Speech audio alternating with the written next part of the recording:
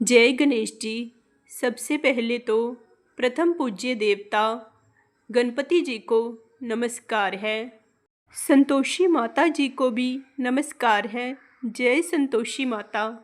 अब मैं संतोषी माता की व्रत कथा कहती हूँ, आप ध्यान से सुनिए। एक बुढ़िया थी, उसके 7 बेटे थे। उन बेटों में से 6 कमाने वाले थे, जबकि एक निकम्मा था। बुढ़िया 6 बेटों की रसोई बनाती, भोजन कराती और उनसे जो कुछ जूठन बचती वह 7वें को दे देती।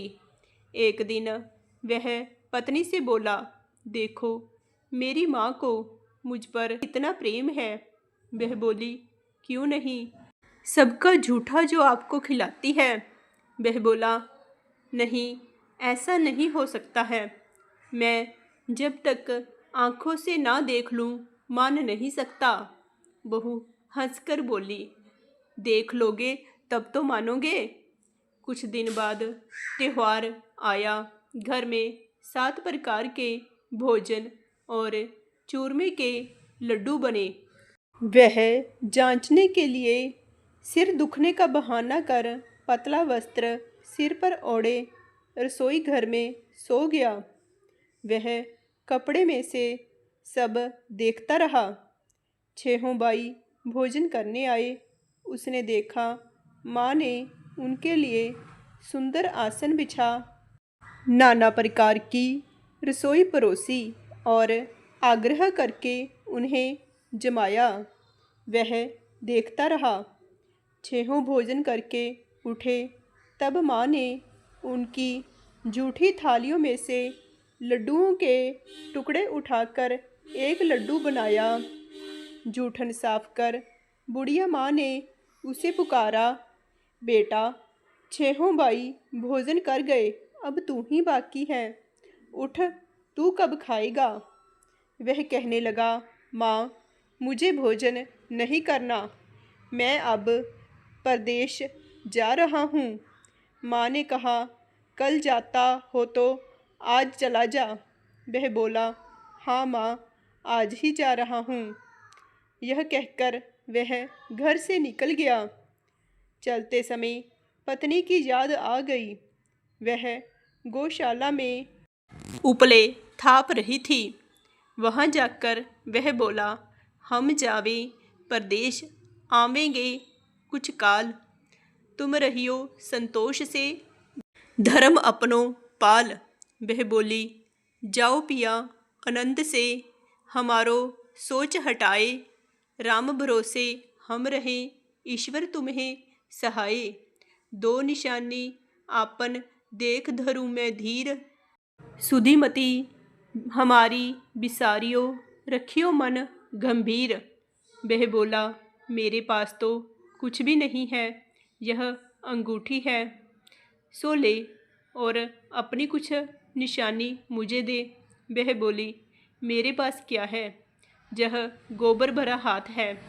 यह कहकर उसकी पीठ पर गोबर के हाथ की थाप मार दी। वह चल दिया। चलते चलते दूर देश पहुंचा। वहाँ एक साहूकार की दुकान थी।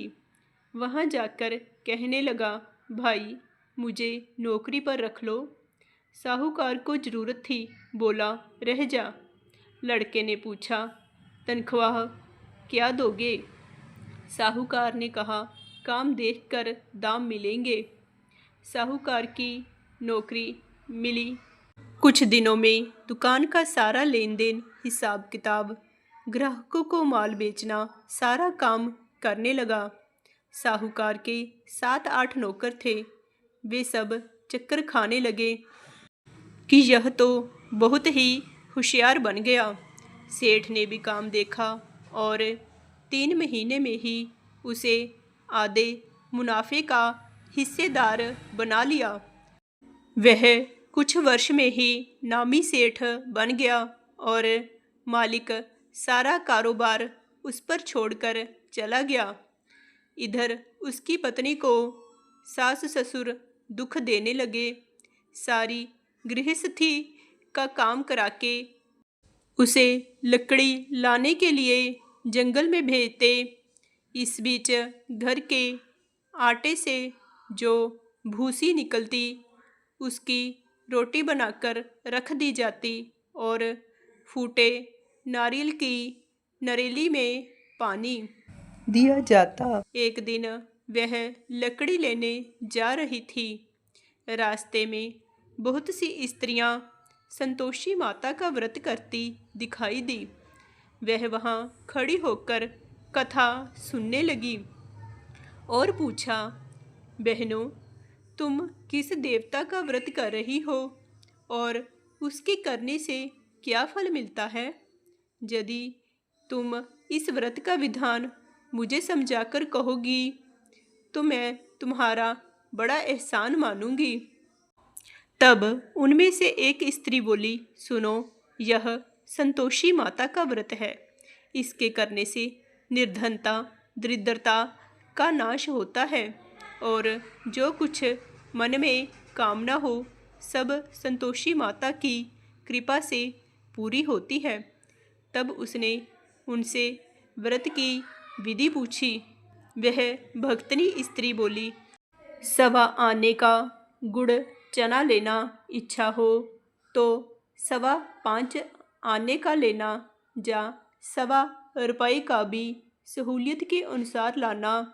बिना परेशानी और श्रद्धा व प्रेम से जितना भी बन पड़े सवाइया लाना। प्रत्येक शुक्रवार को निराहार रहकर कथा सुनना। इसके बीच क्रम टूटे नहीं, लगातार नियम पालन करना। सुनने वाला कोई ना मिले तो घी का दीपक जला उसके आगे जा जल के पात्र को सामने रखकर कथा कहना। जब तक कार्य सिद्ध ना हो नियम पालन करना और कार्य सिद्ध हो जाने पर व्रत का उद्यापन करना। 3 मास में माता फल पूरा करती है। यदि किसी के ग्रह खोटे भी हों तो भी माता वर्ष भर में कार्य सिद्ध कर देती है। फल सिद्ध होने पर उद्यापन करना चाहिए, बीच में नहीं। उद्यापन में 2.5 सेर आटे का खाजा तथा इसी परिमाण से खीर तथा चने का साग करना। 8 लड़कों को भोजन कराना। जहाँ तक मिले देवर, जेठ, भाई बंधु के हों। ना मिले तो रिश्तेदारों और पास के पड़ोसियों को बुलाना, उन्हें भोजन करा यथाशक्ति दक्षिणा दे माता का नियम पूरा करना। उस दिन घर में खटाई ना खाना। यह सुन बुढ़िया के लड़के की बहू चल दी। रास्ते में लकड़ी के भोज को बेच दिया और उन पैसों से गुड़ चना लेकर माता के व्रत की तैयारी कर आगे चली और सामने मंदिर देखकर पूछने लगी, यह मंदिर किसका है? सब कहने लगे कि संतोषी माता का मंदिर है। यह सुनकर माता जी के मंदिर में जाकर चरणों में लौटने लगी, दीन हो विनती करने लगी, माँ, मैं निपट अज्ञानी हूँ, व्रत के कुछ भी नियम नहीं जानती, मैं दुखी हूँ। हे माता जगत जननी, मेरा दुख दूर कर, मैं तेरी शरण में हूँ। माता को दया आई। एक शुक्रवार बीता कि दूसरे को उसके पति का पत्र आया और तीसरे शुक्रवार को उसका भेजा हुआ पैसा आ पहुँचा। यह देख जेठ जेठानी मुँह सिकोड़ने लगे। लड़के ताना देने लगे कि काकी के पास पत्र आने लगे, रुपए आने लगे, अब तो काकी की खातिर बढ़ेगी। बेचारी सरलता से कहती, भैया कागज़ आवे रुपया आवे, हम सब के लिए अच्छा है। ऐसा कहकर आंखों में आंसू भरकर संतोषी माता के मंदिर में आ मातेश्वरी के चरणों में गिरकर रोने लगी। माँ, मैंने तुमसे पैसा कब मांगा है? मुझे पैसे से क्या काम है, मुझे तो अपने सुहाग से काम है। मैं तो अपने स्वामी के दर्शन मांगती हूँ। तब माता ने प्रसन्न होकर कहा, जा बेटी, तेरा स्वामी आएगा। यह सुनकर खुशी से बावली होकर घर में जा काम करने लगी। अब संतोषी माँ विचार करने लगी, इस भोली पुत्री को मैंने कह तो दिया कि तेरा पति आएगा, लेकिन कैसे? वह तो इसे स्वप्न में भी याद नहीं करता। उसे याद दिलाने को मुझे ही जाना पड़ेगा। इस तरह माताजी उस बुढ़िया के बेटे के पास जा स्वप्न में प्रकट होकर कहने लगी, साहूकार के बेटे सो रहा है, जा जागता है। वह कहने लगा, माता सोता भी नहीं जागता भी नहीं हूँ, कहो क्या आज्ञा है। माँ कहने लगी, तेरे घर बार कुछ है कि नहीं? वह बोला, मेरे पास सब कुछ है, माँ बाप है, बहू है, क्या कमी है? माँ बोली, भोले पुत्र, तेरी बहू घोर कष्ट उठा रही है। तेरे माँ बाप उसे परेशानी दे रहे हैं। वह तेरे लिए तरस रही है, तू उसकी सुध ले। वह बोला, माताजी यह तो मालूम है, परंतु जाऊं तो कैसे? परदेश की बात है, लेन देन का कोई हिसाब नहीं, कोई जाने का रास्ता नहीं आता, कैसे चला जाऊं? माँ कहने लगी, मेरी बात मान, सवेरे नहा धोकर संतोषी माता का नाम ले, घी का दीपक जला, दंडवत कर, दुकान पर जा बैठ। देखते देखते सारा ही लेन देन चुक जाएगा, जमा किया माल बिक जाएगा। सांझ होते होते धन का भारी ढेर लग जाएगा। वह अगले दिन सुबह जल्दी उठा। उसने अपने मित्र, बंधुओं, परिचितों से स्वप्न में माता द्वारा कही गई बात कह सुनाई। वे सब उसकी बात सुनकर उसका मजाक उड़ाने लगे। वे कहने लगे कि कहीं कभी सपने की बात भी सच्ची होती है। एक बूढ़ा व्यक्ति बहुत ही समझदार था। वह बोला, देखो भाई, मेरी बात मानो, इस तरह सच जा झूठ कहने के बदले देवता ने जैसा कहा है वैसा ही करना, तेरा क्या जाता है। अब बूढ़े की बात मानकर संतोषी माता को दंडवत प्रणाम कर घी का दीपक जला दुकान पर जा बैठा। थोड़ी ही देर में देने वाले रुपए लाने लगे, लेने वाले हिसाब लेने लगे। कोठे में भरे सामान के खरीदार नकद दाम दे सौदा करने लगे। शाम तक धन का भारी ढेर लग गया। मन में माता जी का नाम ले, चमत्कार देख प्रसन्न हो घर ले जाने के लिए गहना, कपड़ा आदि सामान खरीदने लगा।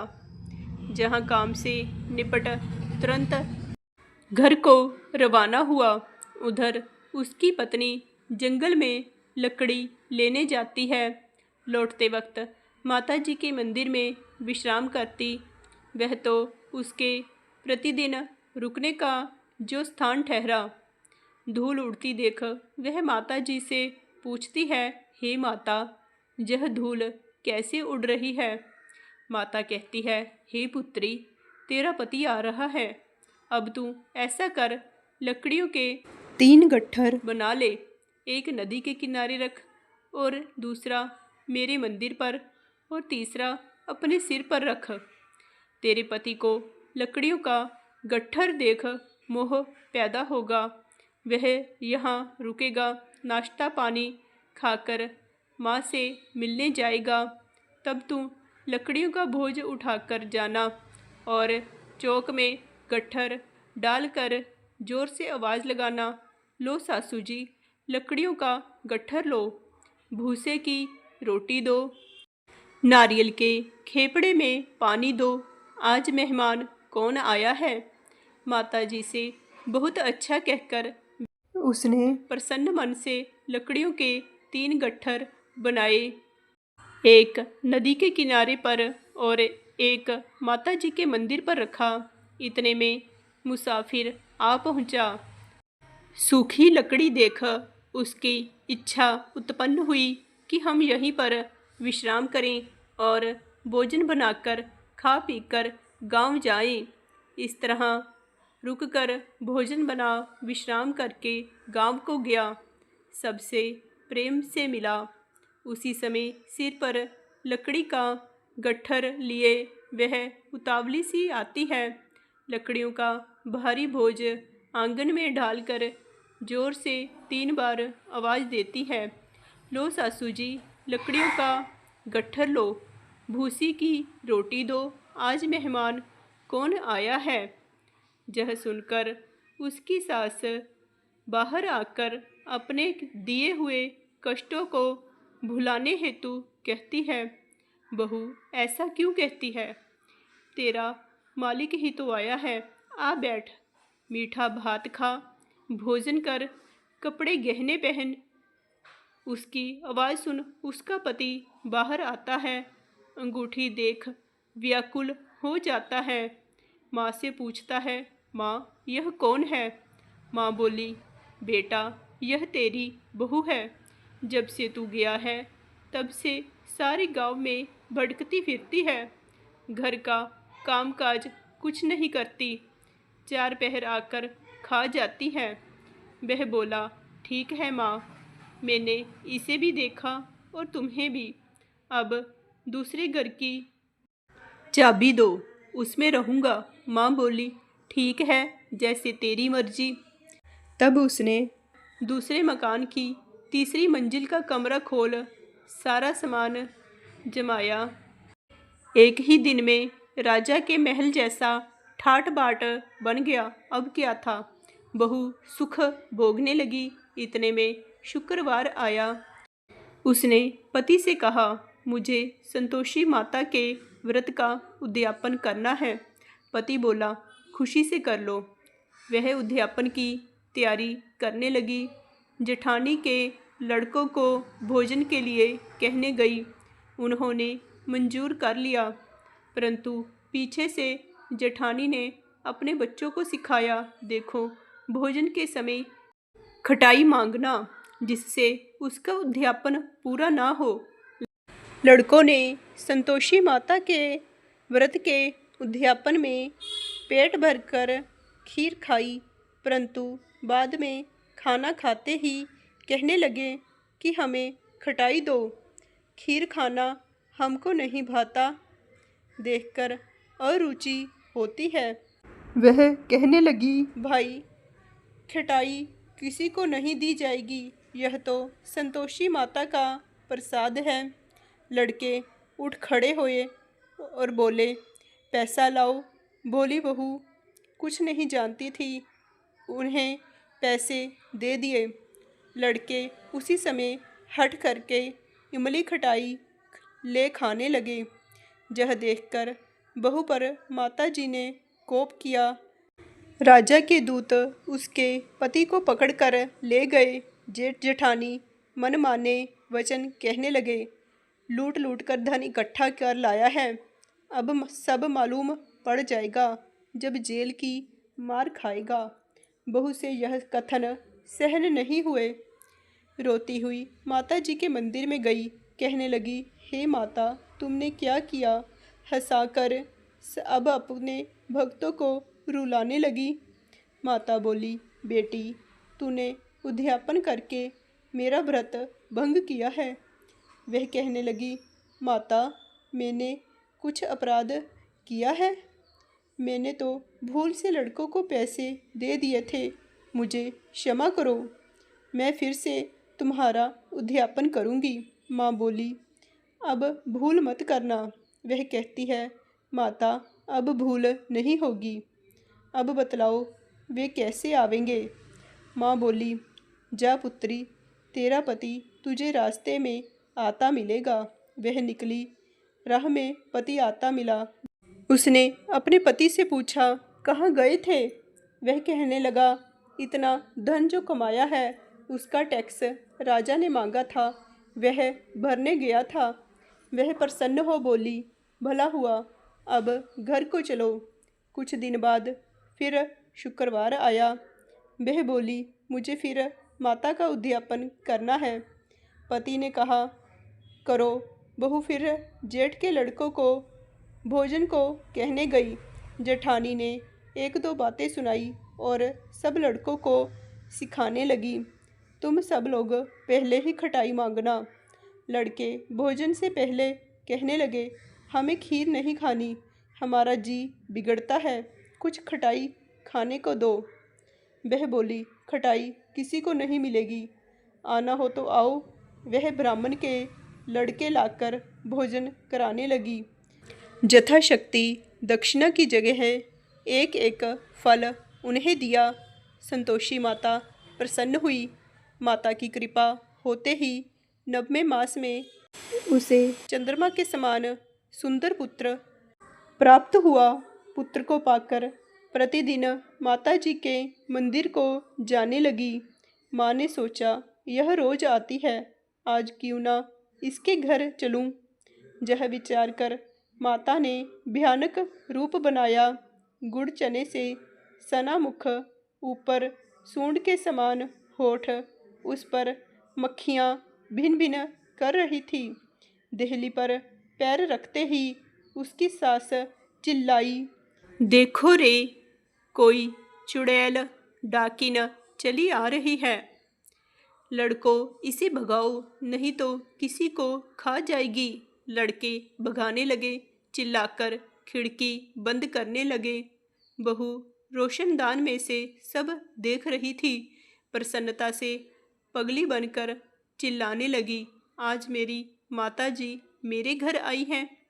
वह बच्चे को दूध पीने से हटाती है। इतने में सास का क्रोध फट पड़ा। वह बोली, क्या उतावली हुई है, बच्चे को पटक दिया। इतने में माँ के प्रताप से लड़के ही लड़के नजर आने लगे। वह बोली, माँ, मैं जिनका व्रत करती हूँ यह वही संतोषी माता हैं। सबने माता जी के चरण पकड़ लिए और विनती कर कहने लगे, हे माता, हम मूर्ख हैं, अज्ञानी हैं, तुम्हारे व्रत की विधि हम नहीं जानते। व्रत भंग कर हमने बड़ा अपराध किया है। हे जगत माता, आप हमारा अपराध क्षमा कर दो। इस प्रकार माता जी प्रसन्न हुई। बहू को प्रसन्न हो जैसा फल दिया वैसा माता सबको दे। जो पढ़े उसके मनोरथ पूर्ण हो और जो कथा सुने उसके भी मनोरथ पूर्ण हो। बोलिए संतोषी माता की जय। जय संतोषी माँ।